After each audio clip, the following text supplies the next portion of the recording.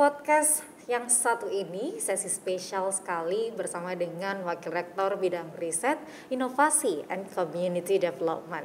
Seperti yang kita ketahui, beliau sangat ahli juga mengetahui tentang adanya virus corona dan berbicara tentang vaksin yang sedang dikembangkan oleh Universitas Airlangga, vaksin merah putih. Kita sapa dulu beliau yang satu ini, Profesor Dr. Ninyoman Tripuspaningsih.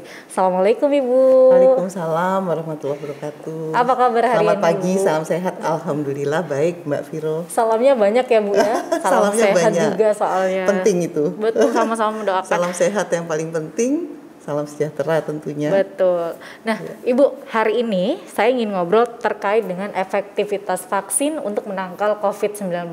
Ya. Seperti yang kita ketahui ya Bu ya, bahwa vaksinasi sudah berjalan hampir kurang lebih beberapa bulan yang lalu. Tapi ternyata di akhir-akhir ini ya Bu, tingkat untuk positifnya itu tambah semakin tinggi. Luar biasa, betul sekali.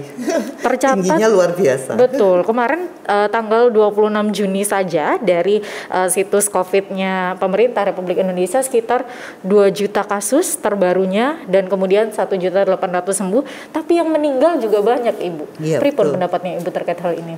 Ya tentunya secara pribadi pastinya juga sangat memprihatinkan ya. Pasti kita semua prihatin, pribadi-pribadi seluruh masyarakat Indonesia bahkan dunia. Karena ini kan ada seperti munculnya sesuatu yang baru dari sesuatu yang sudah ada, yaitu kan adanya varian baru yang muncul dari India ini yang luar biasa. Tentu kita semua masyarakat Indonesia termasuk juga di dalamnya Universitas Airlangga inilah harus berjuang ya, bagaimana untuk bisa membantu pemerintah, masyarakat mengatasi booming kembali COVID-19 ini di antara kita semua. Baik. Rasa itu yang penting dilakukan.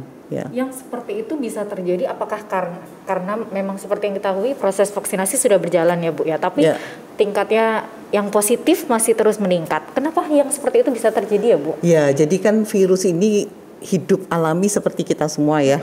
Jadi artinya dia kalau tidak berada di dalam tubuh sel inangnya itu dia ya benda mati biasa. Tapi satu hal, benda mati biasanya meja, kursi tidak membawa sesuatu yang menarik. Nah, virus ini benda mati tetapi dia membawa sesuatu yang menarik yang disebut informasi genetik. Itulah yang nanti kalau masuk ke sel inang yang sesuai, kalau COVID ini manusia misalnya walaupun dia dari hewan, nah maka berusaha bagaimana supaya daya infeksinya tinggi. Penyebarannya makin banyak yang terinfeksi. Nah, dengan sudah adanya vaksinasi tadi, mestinya kan aman gitu ya merasanya karena imunitas kelompok atau herd immunity sudah terjadi. Ternyata ini justru semakin meningkat. Berarti virusnya tambah pinter juga gitu kan. Jadi dia berusaha bagaimana yang divaksin pun bisa diinfeksi lagi oleh dia. Jadi uji tantang kalau kita istilahnya ya. Jadi kalau dalam percobaan juga di vaksin merah putih kita melakukan yang namanya uji tantang.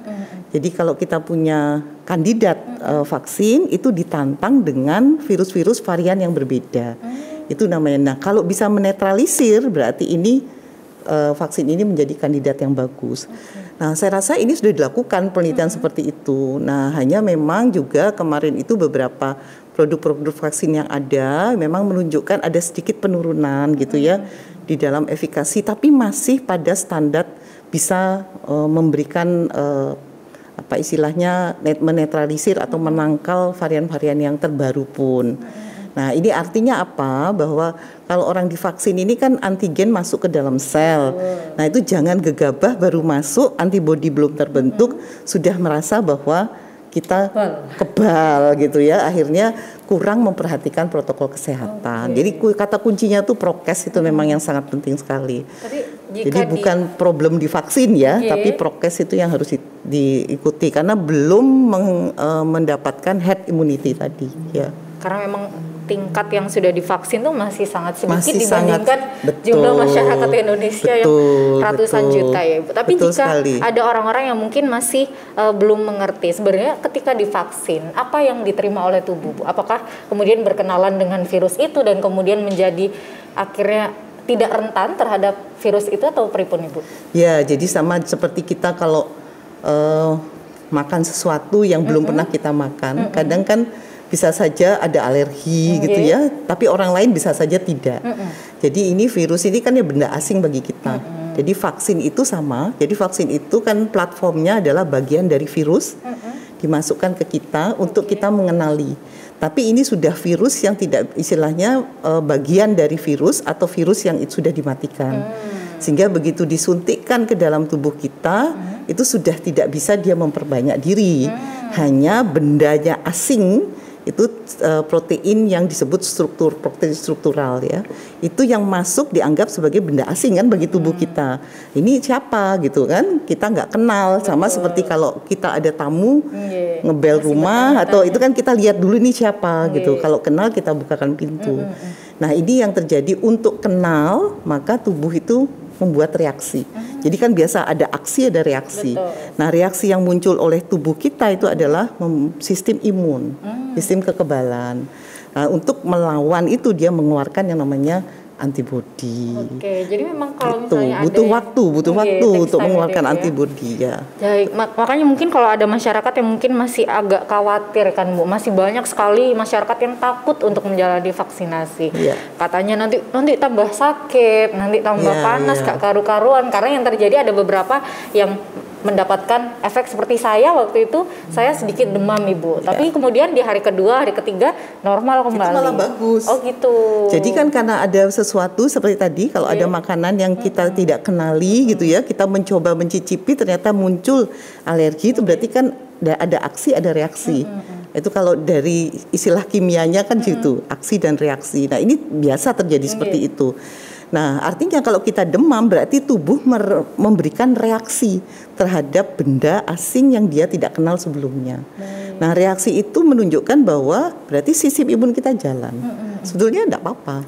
Tidak ada masalah. Bukti penjelasan yang lebih mudah untuk dipahami ya Bu. Betul. Ya. Kadang orang-orang masih sampai sekarang kalau di rumah saya itu Bu ada sampai keliling, ayo monggo vaksin, tapi kadang masih ada yang takut karena pemberitaan kan masih banyak cerita-cerita yang memang belum jelas informasinya. Tapi dengan seperti ini semoga pemirsa yang melihat tayangan ini juga mengetahui bahwa vaksin itu sangat dibutuhkan oleh tubuh ya Bu ya. Sangat dibutuhkan karena virus itu hanya bisa ditangkal dua hal ya. Pertama, kalau dia belum masuk ke sel kita, maka kan pencegahan itu ya hanya vaksinasi.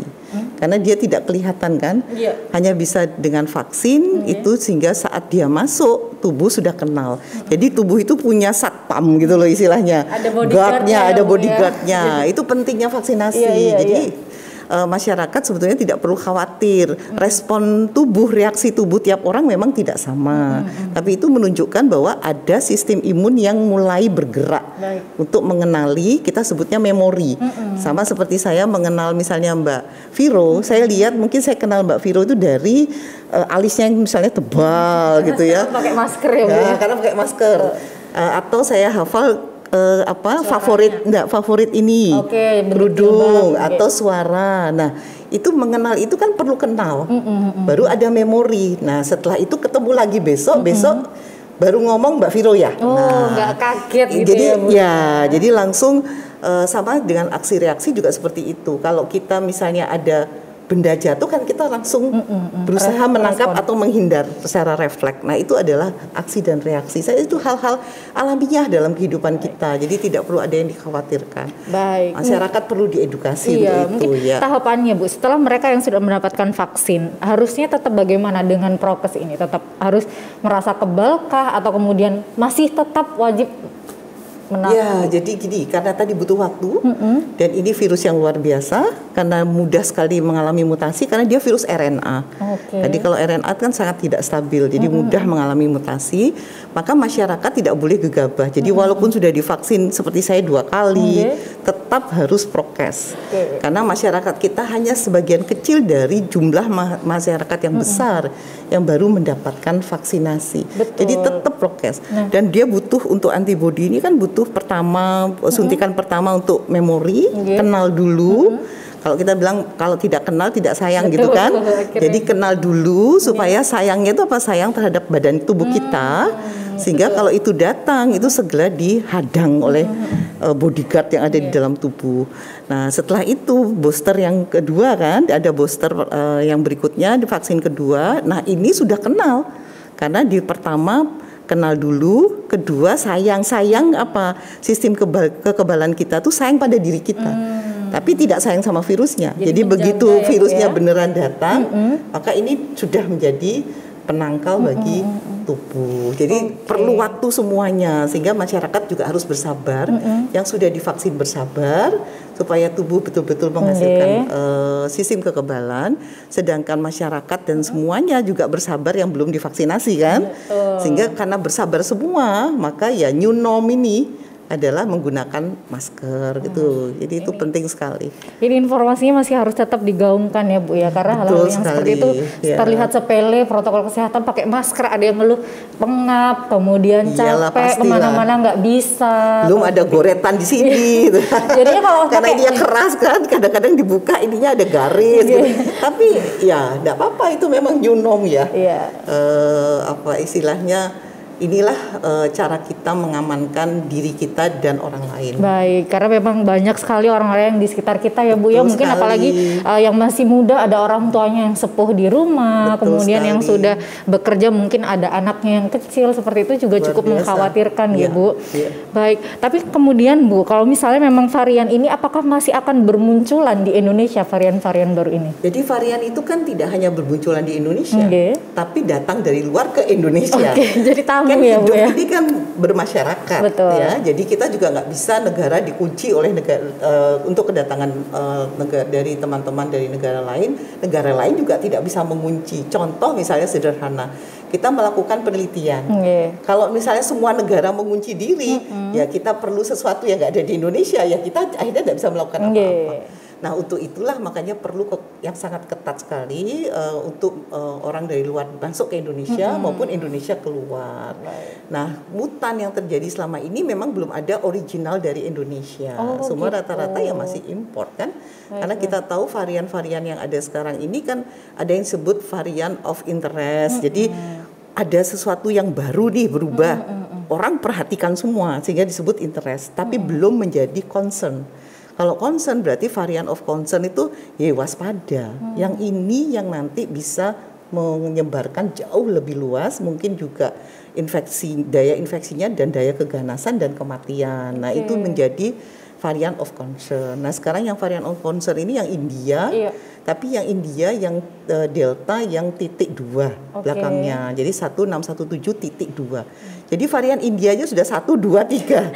Jadi ada sub-sub varian. Sampai lupa luar biasa ya, jenis variannya saking banyaknya.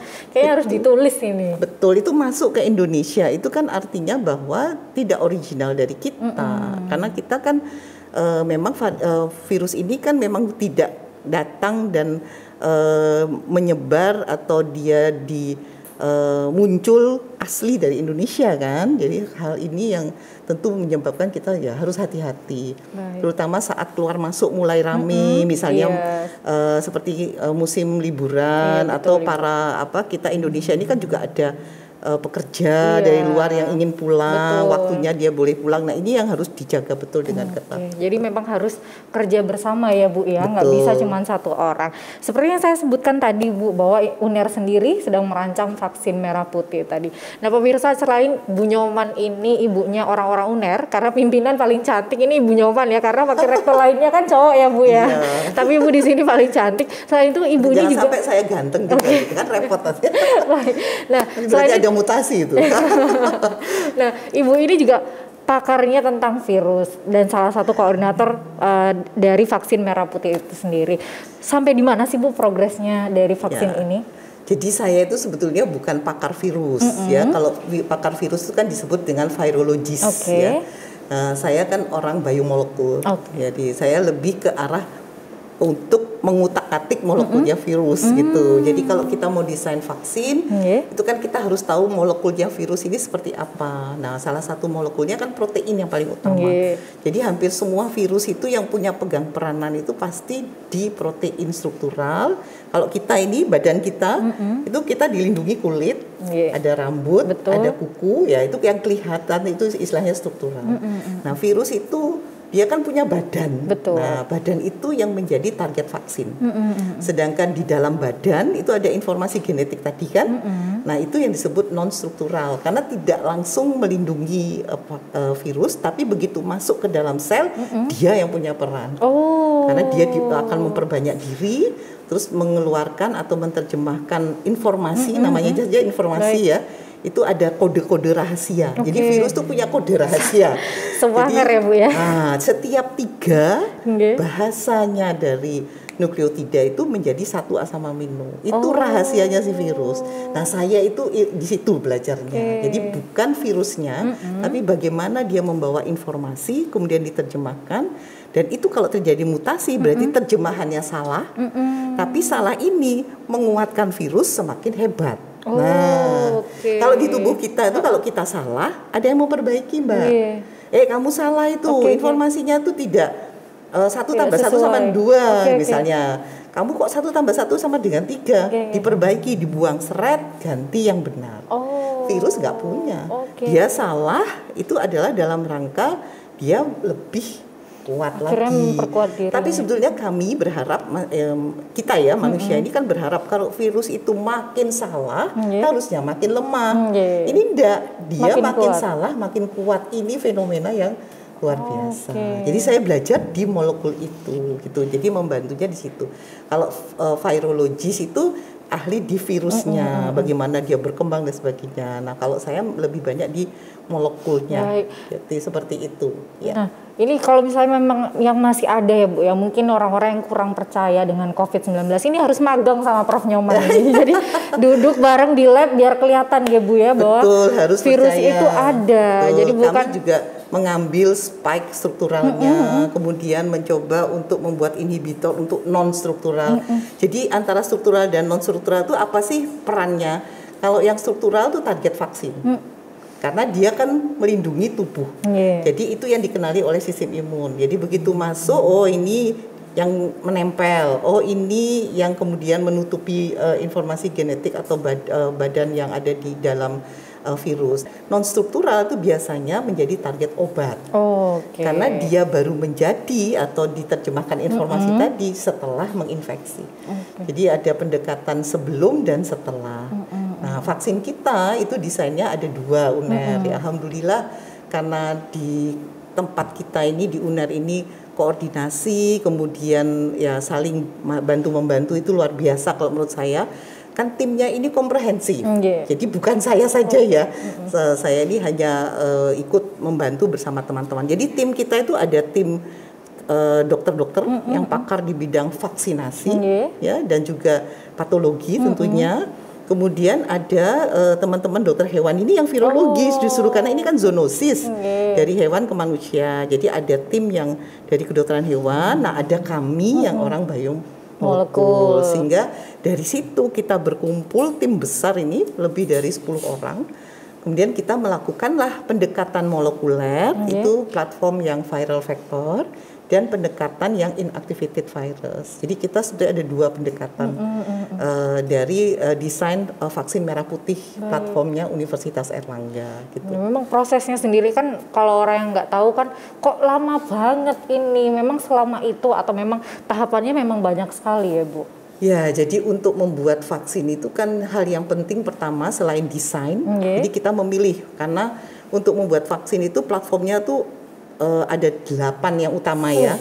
Ada classical, jadi yang istilahnya klasik itu ya yang sudah dikembangkan sangat lama di dunia ya secara internasional. Ada yang next generation, jadi yang lebih modern. Nah, salah satunya seperti viral vector ini adalah termasuk yang next generation ya yang baru lebih modern. Ya, kenapa? Karena perkembangan ilmu pengetahuan teknologi khususnya tentang molekular biologi dan juga bioteknologi dan juga bioinformatik. Jadi itu. Nah, yang inactivated ini berkembang tentu penelitian ini jalan lebih cepat ya karena kan mengoleksi virus kemudian membunuh dia dijadikan kandidat. Jadi informasi genetiknya dimatikan tapi partikelnya protein struktural kan masih ada. Jadi kalau disuntik ya ini yang akan dikenali oleh sistem imun.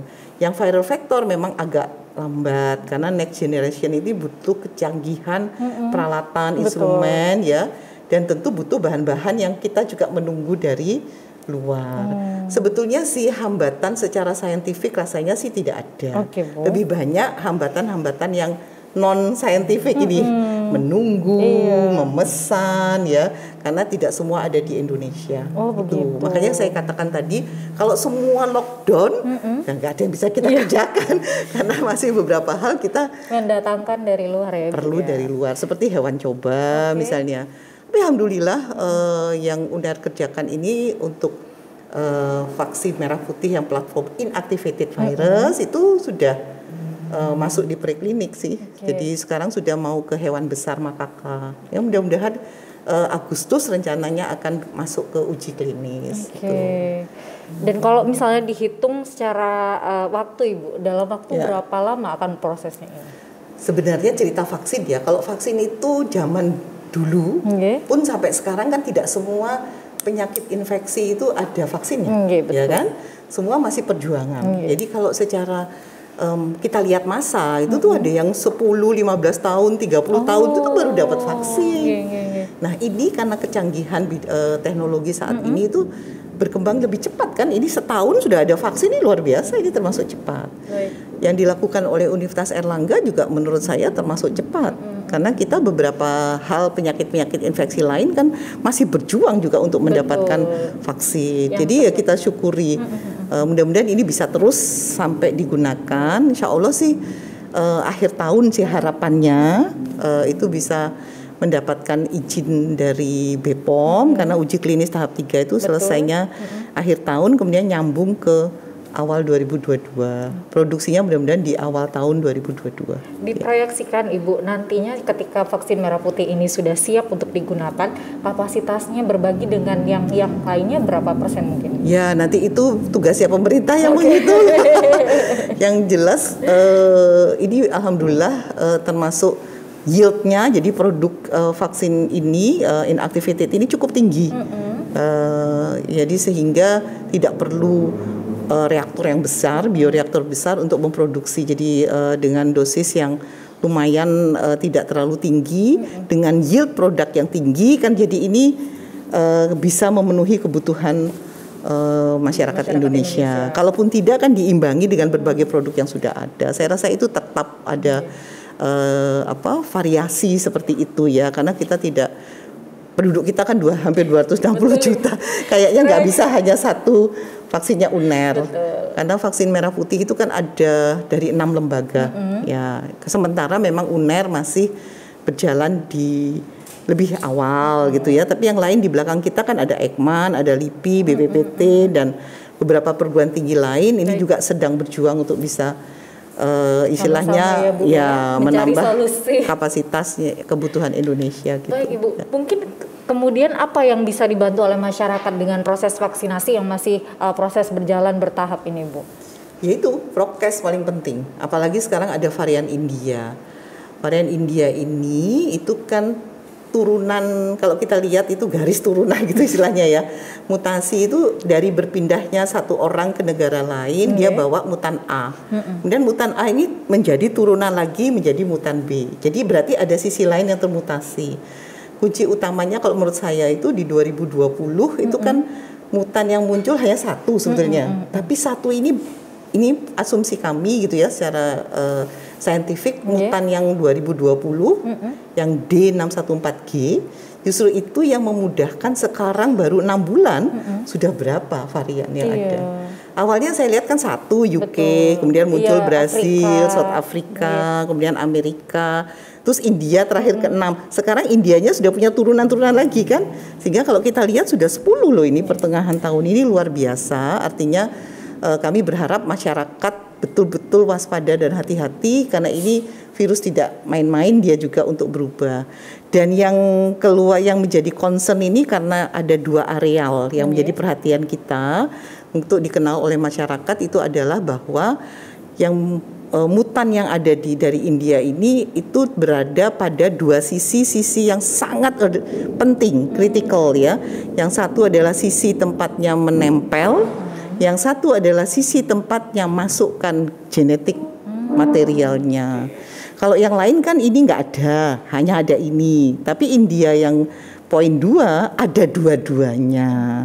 Nah ini yang perlu menjadi perhatian masyarakat bahwa memang dia punya daya infeksi yang jauh meningkat, dan ini sudah ada bukti kan kita di masyarakat luar biasa karena dia di 2 tempat ini. Betul. Satu menempel dia berubah, yang satu lagi waktu memasukkan informasi genetik ke dalam sel inang manusia.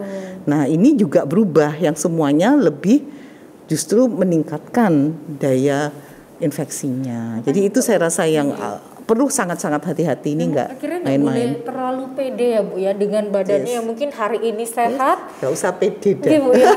Karena memang rata-rata itu ada beberapa teman yang cerita, wingi loh awake seger beger, kok besoknya kemudian greges, badannya katanya sakit semua, kan hal-hal seperti itu.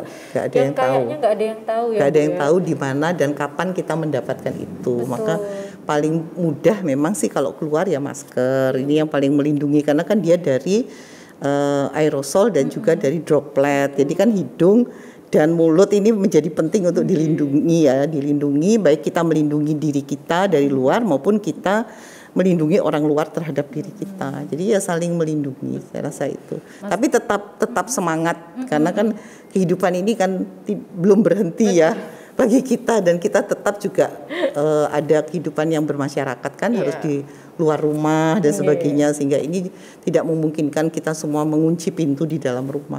Saya rasa itu juga hal-hal yang perlu juga menjadi perhatian gitu. Mungkin kemudian ada masyarakat juga yang bertanya-tanya, Bu, aturan pemerintah harusnya seperti apa sih dengan adanya virus corona yang makin menyebar seperti ini? Kadang ada orang yang berpikiran pengen kerja terus, tapi ternyata juga harus dibatasi dengan mobilitas ke sana dan ke sini. Saran seperti Ibu, pripun baiknya? Ya, jadi sekarang ini kan kita ada banyak istilah ya istilahnya ya, bukan mengistilahkan lockdown karena sulit juga di Indonesia dengan penduduk yang besar, dengan aktivitas yang juga perlu menjadi perhatian. Ya tetap saja kalau kebijakan pemerintah tentu ya ini tadi betul-betul memperketat alur mobilitas, itu penting sekali.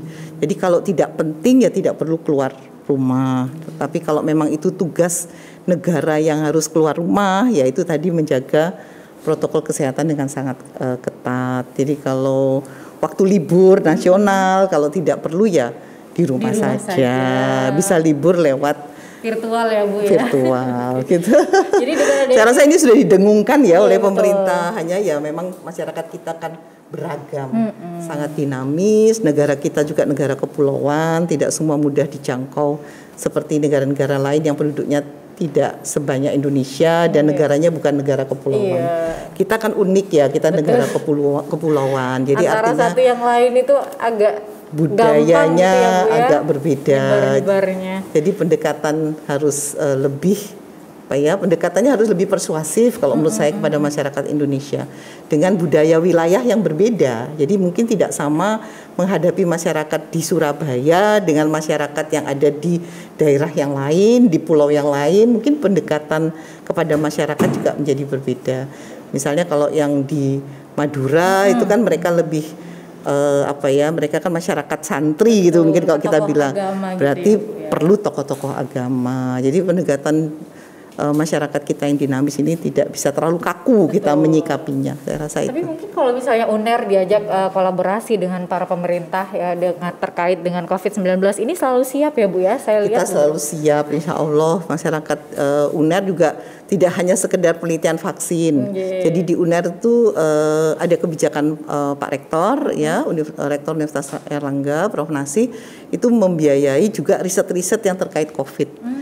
Baik bidang kesehatan, bidang life sciences maupun bidang sosial juga. Jadi ada riset mandat khusus COVID. Jadi saya rasa ya vaksin memang ini yang paling diperlukan. Tetapi bukan berarti riset di UNER itu hanya vaksin.